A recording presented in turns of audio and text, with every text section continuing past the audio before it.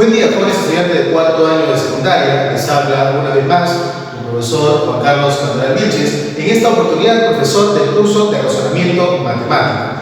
El día de hoy iniciaremos con nuestro segundo tema, esperando pues que te encuentres muy bien en tu casa, siguiendo día a día los videos que nosotros compartimos para que tú puedas continuar con tu aprendizaje y que también pues estés siguiendo las indicaciones, recomendaciones que nos brinda el Ministerio de Salud para esta lucha contra el coronavirus. Recuerda que solamente con tu apoyo y el de todos los que te rodean vamos a poder combatirlo, ¿correcto?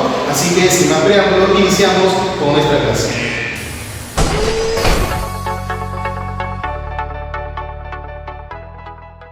Bien, iniciamos con nuestra clase. Nuestro tema es razonamiento inductivo, deductivo. Aquí vamos a ver los dos tipos de razonamiento y la diferencia y forma de trabajo de cada uno de ellos. Así que iniciamos con razonamiento inductivo. Cuando hablamos nosotros de razonamiento inductivo, nos referimos a aquel razonamiento que nos permite, a partir de ciertos casos particulares, poder llegar a una conclusión generalizada, que me permita trabajar para cualquier tipo de problema. ¿Correcto? Es por eso que cuando hablamos de razonamiento inductivo, decimos que es un modo de pensar en el que a partir de la observación de casos particulares conseguimos descubrir leyes generales, con la particularidad de que la validez de las últimas se deduce a partir de la validez de las primeras, ¿correcto? Así tenemos que, por ejemplo, si tenemos un caso 1, un caso 2, un caso 3, estos tres casos particulares me van a permitir a mí poder obtener un caso general, ¿correcto? Y todo este procedimiento, que el cual me permite obtener este caso general, se le denomina razonamiento inductivo, ¿correcto? Ahora, nosotros para trabajar este razonamiento inductivo siempre se recomienda pues trabajar con al menos tres casos. Correcto, con tres casos particulares tú vas a poder tener un caso más general, vas a poder generalizar la situación y te va a permitir pues trabajar para cualquier tipo de problemas que tenga que ver con el que estás trabajando, ¿correcto? Por ejemplo, tenemos nosotros aquí los números que terminan en 5 y que están elevándose pues al cuadrado. ¿Qué nos damos cuenta nosotros? Nos damos cuenta que todos están terminando en ¿qué? En 5 también. Correcto, ¿sí? Entonces, esos vendrían a ser para nosotros nuestros casos particulares. Correcto. Y a partir de esos casos particulares nosotros podemos generalizar y decir, mire, todo número que termina en 5 se eleva al cuadrado y termina en 25. Entonces, ese vendría a ser nuestra conclusión general. Y todo este razonamiento, recuerda, se llama razonamiento, pues, inductivo. ¿Correcto? Vamos con un ejemplo, mire. Tenemos que calcular el valor de esa expresión. Tenemos la raíz cuadrada de 97 por 98 por 99 por 100 y eso sumado con 1 todavía. Correcto. Después de hacer esa operación hay que sacarle la raíz cuadrada. Entonces aquí viene una pregunta, profesor, ¿tengo que multiplicar esos valores? Pues no. ¿Correcto? Aquí vamos a utilizar nuestro razonamiento inductivo. Y mi razonamiento inductivo dice que yo debo partir de casos particulares, ¿correcto? Para poder generalizar y poder trabajar cualquier tipo de problema que mantenga esa estructura. Y en estos casos particulares vamos a tratar de usar valores más pequeños, ¿correcto? Que nos sea más fácil poder realizar sus cálculos. Por ejemplo, si tú observas la expresión E, esa expresión E tiene cuatro números que se están multiplicando, pero esos 4 números son números consecutivos. Entonces vamos a partir por eso, ¿correcto? Entonces nuestro caso 1 podría ser, por ejemplo, la misma expresión o la estructura de la expresión, pero con los valores 1 por 2 por 3 y por 4. Notamos nosotros que me quedaría raíz de 25, y eso es 5, ¿correcto? Y ese 5 lo puedo expresar como 1 por 4 más 1, donde ese 1 por 4 me representa en los extremos, es decir, de los que se están multiplicando, el mayor y el menor. Vamos a ver si con el segundo caso cumple, ahora que sea 2 por 3 por 4 y por 5, ¿correcto? Cuando tenemos esa multiplicación me queda raíz cuadrada de 121, que eso es 11, y ese 11 se puede obtener multiplicando el 2 por 5 más 1, ¿correcto? Otro caso más, en otro caso más en el cual tenemos nosotros que el 2 por 5 vienen a ser los extremos de estos 4 números consecutivos. Y un tercer caso, ya para confirmar esta situación, para confirmar de repente esa estructura, vendría a ser, por ejemplo, con el 3, 4, 5 y 6, ¿correcto? Nos damos cuenta que esto es raíz de 361 y eso es 19, pero el 19 se obtiene multiplicando el menor con el mayor y sumándole una unidad. Entonces significa que ya nosotros, a partir de estos tres casos particulares, nosotros ya podemos generalizar nuestro problema. Mi resultado para cualquier expresión que tenga esta estructura, ¿cuál va a ser? Es la multiplicación del menor con el mayor sumado con 1. Entonces tendríamos nosotros 97 por 100 más 1, 9701. Este es nuestro razonamiento inductivo, poder obtener a partir de casos particulares una conclusión general que me permita poder trabajar mi expresión o mi cálculo de una manera más rápida y más sencilla, ¿correcto? Vamos con otro más. Otro ejemplo clásico en este tipo de tema es el poder contar de cuántas maneras se puede leer una palabra. Correcto, entonces aquí dice, por ejemplo, determina de cuántas maneras se puede leer la palabra exitosa. Nosotros conocemos que la palabra exitosa, pues, ¿cuántas letras tiene? Tiene 6 letras. Entonces nosotros vamos a partir, en nuestros casos particulares, van a partir de la cantidad de letras. Por ejemplo, caso número 1, que solamente tenga una letra, es decir, solo la E. Entonces la estructura sería solo la E. ¿De cuántas formas puedes leer la E? De una forma. Correcto. Caso 2, que tengas 2 letras, EX. ¿De cuál sería la estructura ahora para el EX? ¿Cuál sería la secuencia? Sería todo este sector de aquí, ¿no? Sería este sector. Ah, ya, ahí está, mira esa pirámide. ¿De cuántas maneras puedes leer la palabra X? 1, 2, 3. Por lo tanto, tienes 3 formas. Y tu tercer caso podría ser ahora con 3 letras, EXI. ¿Cuál sería la estructura de la figura? Sería ahora esta. Por lo tanto, ¿de cuántas maneras puedes leer la palabra EXI? 1, 2, 3, 4, 5, mira por aquí abajito, 6 y 7 formas. Correcto, tendríamos 7 formas para la palabra EXI.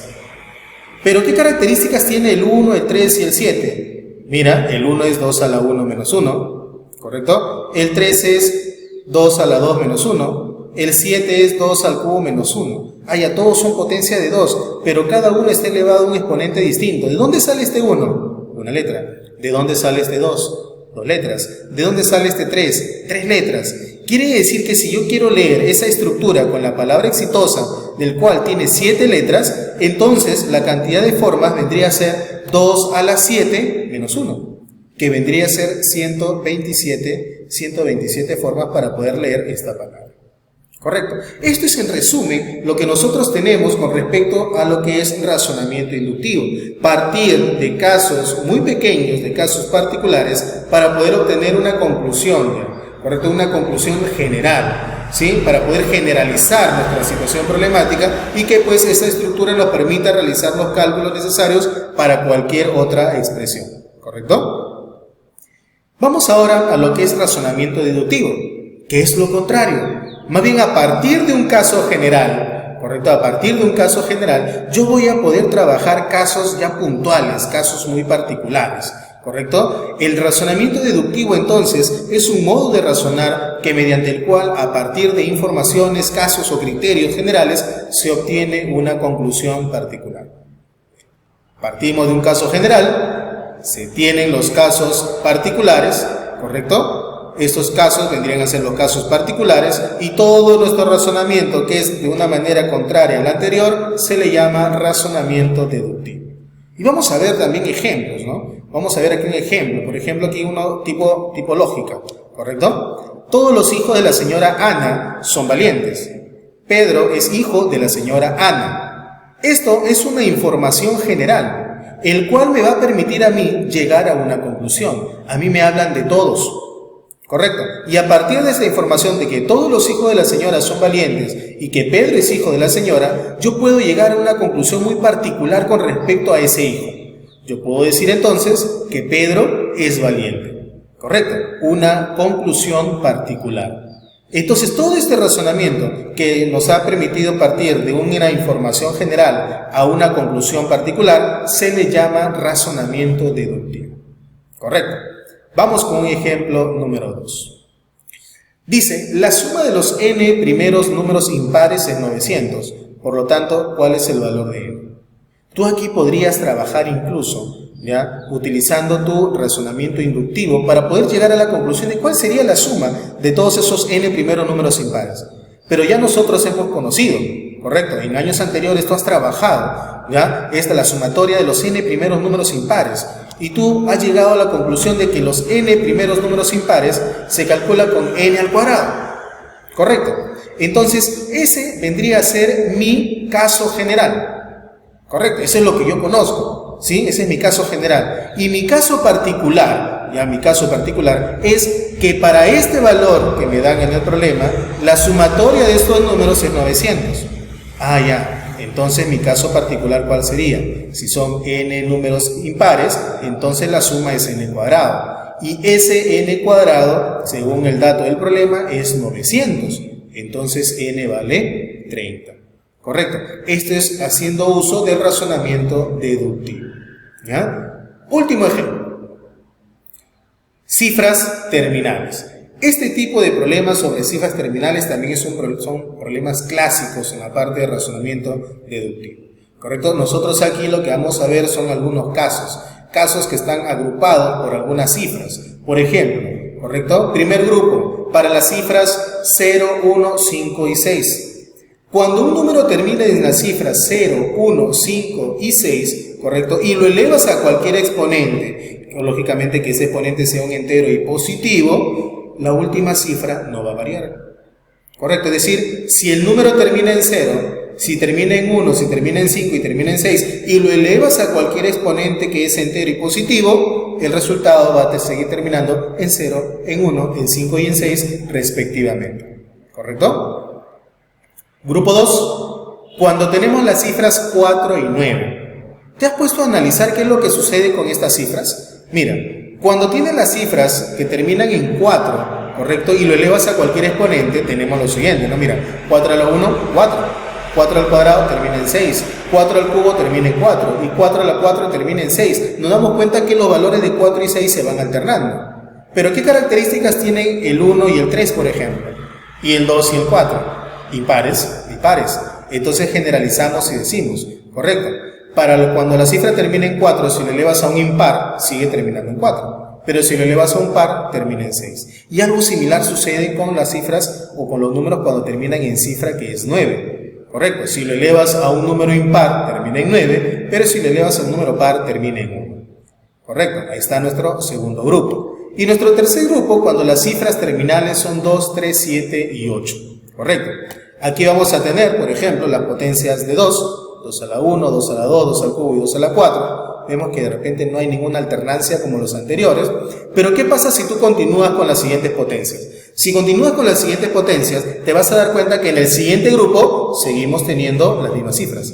Y es decir, cada cuatro estas cifras se vienen repitiendo. Por lo tanto, entonces nosotros podemos decir que si es cada 4, lo agrupamos como múltiplos de 4. 2 elevado a múltiplo de 4 más 1 termina en 2, 2 elevado a múltiplo de 4 más 2 termina en 4, 2 elevado a múltiplo de 4 más 3 termina en 8 y 2 elevado a múltiplo de 4 termina pues en 6. ¿Correcto? Esas serían las características para los números cuyas cifras terminan en 2. Y lo mismo, o de manera muy similar, ¿correcto? De 4 en 4, sirve para las cifras que terminan en 3, o para los números que terminan en 3, para los números que terminan en 8, y para los números que terminan en 7. ¿Correcto? Cada cuatro se van repitiendo, por eso es que lo vamos a tener que representar sus potencias como múltiplos de 4.